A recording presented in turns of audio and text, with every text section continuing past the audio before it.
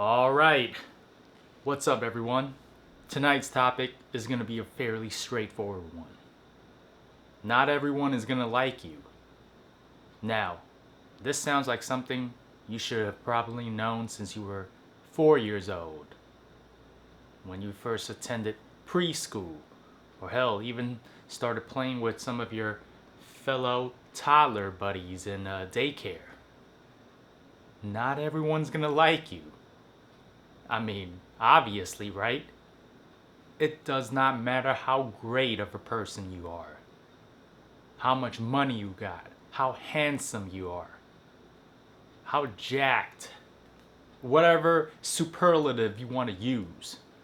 You will not be everyone's cup of tea. It's just like food.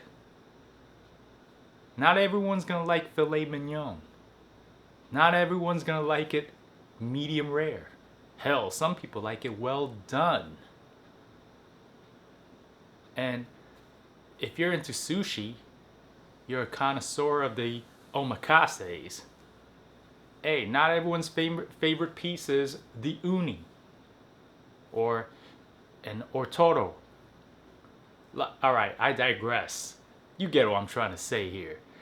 But what I'm trying to say though is you just gotta work to be yourself, to be the best that you can possibly be. Something that you can be proud of, presenting a package to the world that you can sleep at night with a smile on your face going, yep, this is me to the best of my abilities that I want to present out there. Hell, you pick out your own clothes. Clothing is easy to buy, but it's wrapped around something. Why not focus on your physique as well? Be in the best shape possible.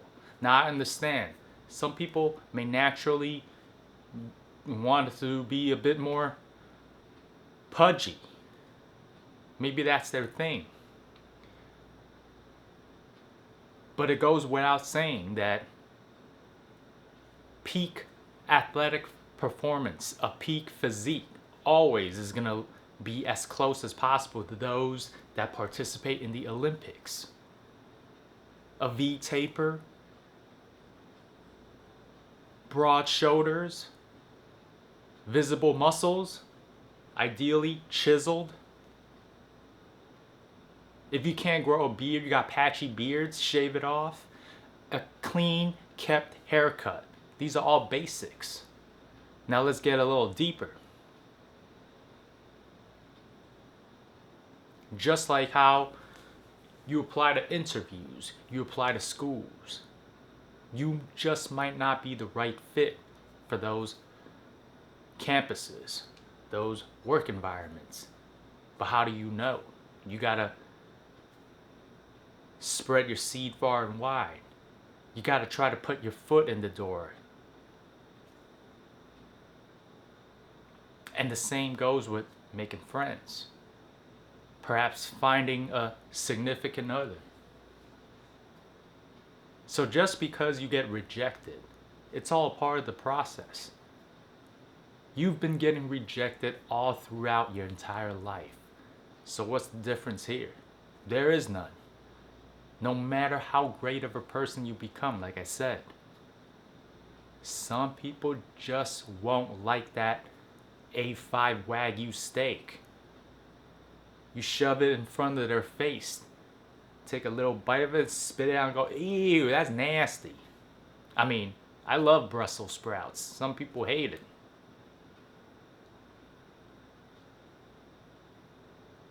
And me? Well, if you've been watching my videos, you know my demeanor, the way I carry myself. I have a bit of a cocky air about me. That's how I've always been. Confident, yeah. Perhaps even full of myself at times. I remember when I was a kid, growing up in elementary school, middle school, I always got the best grades with the minimal amount of studying. I really didn't have to study. Perhaps a couple hours before the day of the test, I'm always at the top of my class. And that gave me the boost I needed to be a cocky brat. Girls love that. Guys, yeah, they like to hang around with me. I was always that kind of person. But just because I have success in making friends and getting ladies attracted doesn't mean it's gonna work for you. You have to develop your own personality, your own style. Like I said, be the best version of yourself. Hey, I'm a person who likes a girl that's witty, that can banter back, that can give me shit. It's the type of chicks I gravitate towards, that I resonate the best with. Someone that can have an actual flirty vibe that challenges me. And in lack of a better words, I like to put them in their place when they submit, when I succeed, when I get them to give up and go, fine. That's how I like to do it. But hey, that might not be you. You might not even like to talk. I'm an intellectual guy. I like smart girls, girls that have something going up there, who can actually banter and get deep, get philosophical. And that might not be your type of chick.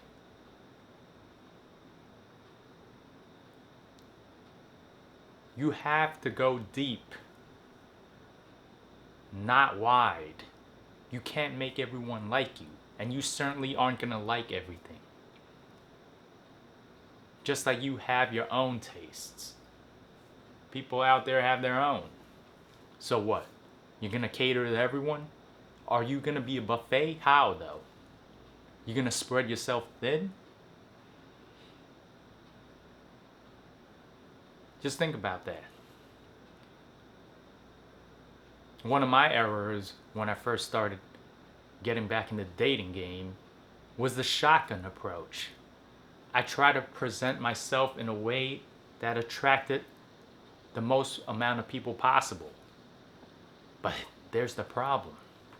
You see, when you're trying to attract a mate, a girlfriend, that's not something to take lightly.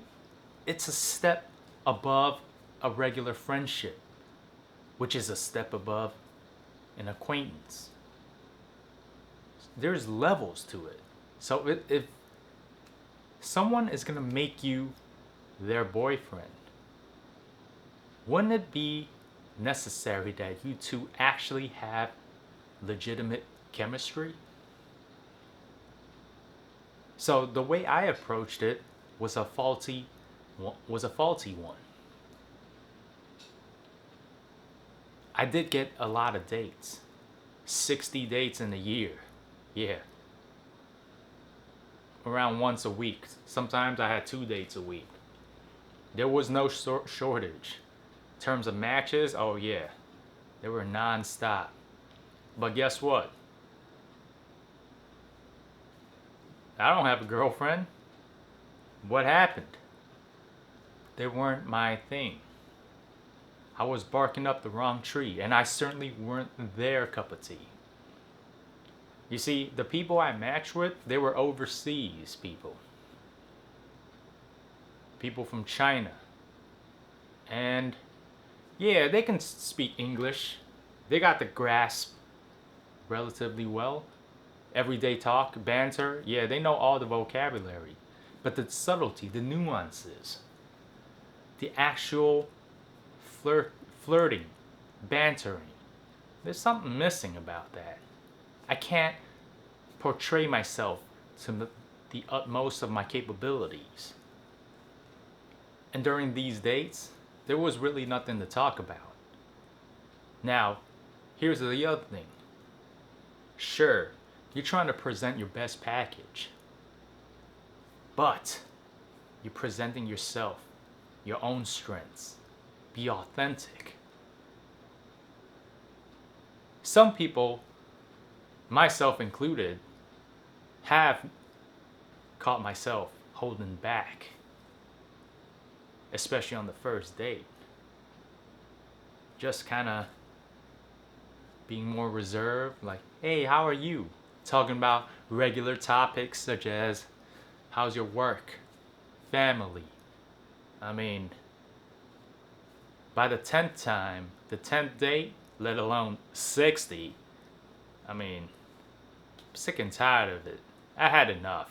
I don't want to know about any of these women when they're just going to disappear after the first date. You want to build up actual rapport. Talk about stuff that they won't forget about. Make it a memorable one. You want to showcase yourself within that small time frame that you have with them.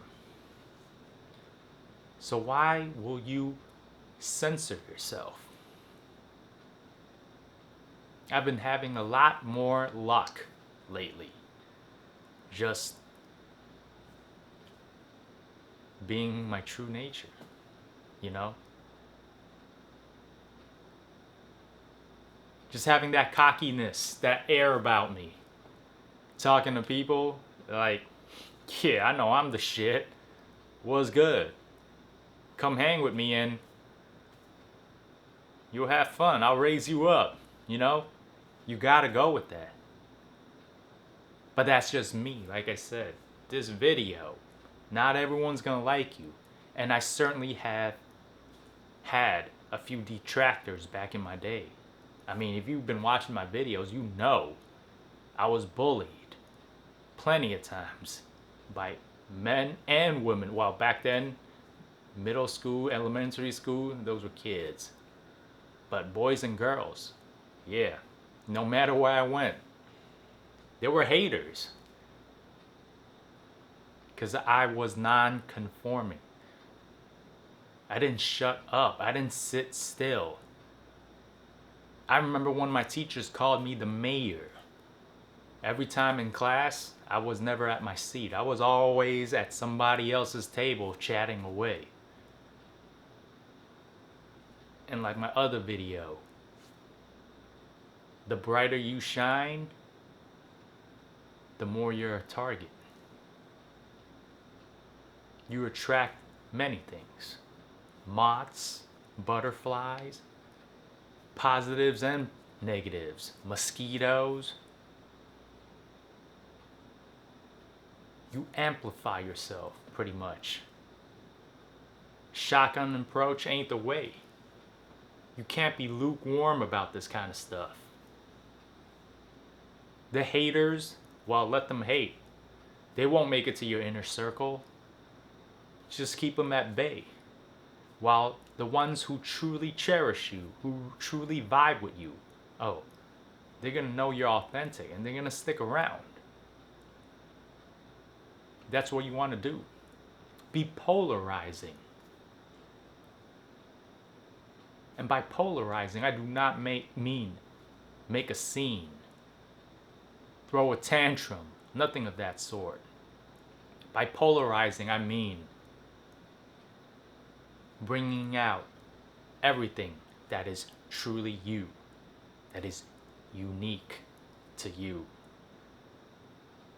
And you will naturally attract those that want to be with you, that want to ride with you.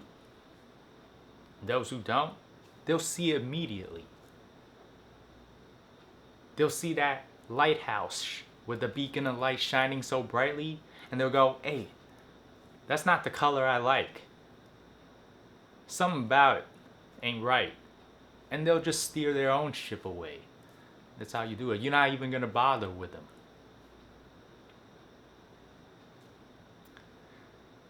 Just something to think about. Hope this video helps, man. And I'm going to see you guys next time. Peace.